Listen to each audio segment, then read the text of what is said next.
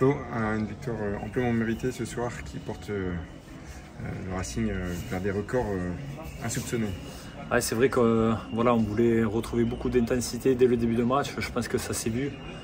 On a vraiment fait un gros match collectivement où on concède pratiquement pas d'occasion et où Anto Lopez nous fait quelques parades qui leur sauvent le match, parce que si on gagne 3-4-0, il n'y a rien à dire. Donc on ressort encore avec un clean sheet. Ça prouve qu'on est encore plus mature collectivement que les saisons passées.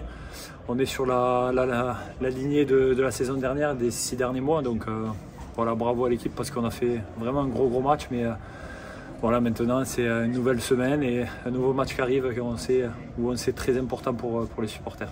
Beaucoup d'occasions ce soir. Quand on est sur le terrain, on se dit ça va jamais rentrer parce qu'en fait il y avait un gardien qui faisait des exploits. Ouais, c'est comme je l'ai dit tout à l'heure, on s'est créé beaucoup de situations et je pense qu'on aurait pu aggraver le score, mais voilà, c'est bien de gagner ces matchs-là aussi parce que c'est une grosse équipe en face qui est taillée pour jouer l'Europe. Donc maintenant il va falloir être un peu plus efficace pour se rendre les matchs faciles, mais voilà, c'est bien d'avoir réalisé ce match, surtout ici à Bollaert où l'ambiance était encore magnifique. Donc c'est top pour tout le monde. Les gens se posent une question, où s'arrêtera et quand s'arrêtera le Racing? Écoutez, le plus loin possible j'espère, mais tant qu'on gardera cet état d'esprit, cette envie de jouer ensemble, cette envie de s'arracher les uns pour les autres, il n'y a pas de secret. Quand vous la donnez, vous êtes récompensé, c'est ce qui nous arrive encore ce soir. Donc après où on va s'arrêter, je ne sais pas, mais le plus loin possible j'espère. Mais gardons cet état d'esprit, ce côté mature et je pense qu'on ira loin. Franck, le Racing a su se montrer patient pour aller chercher cette victoire, encore une victoire. Oui, patient, je crois qu'on a beaucoup donné.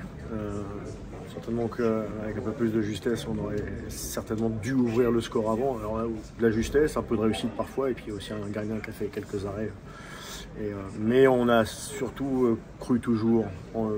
Quand il a mis des courses, j'avais peur qu'à un moment, on en ait un peu moins et qu'on ait un peu moins d'énergie, parce qu'avec tout ce que les joueurs ont donné, mais on en a toujours eu. Ceux qui sont rentrés ont apporté leur pierre aussi à cette victoire.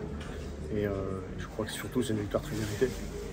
Tu disais en conférence de presse avant le match qu'il ne fallait pas banaliser ce que vous faisiez. Est-ce que vous vous rendez compte de ce que vous faites?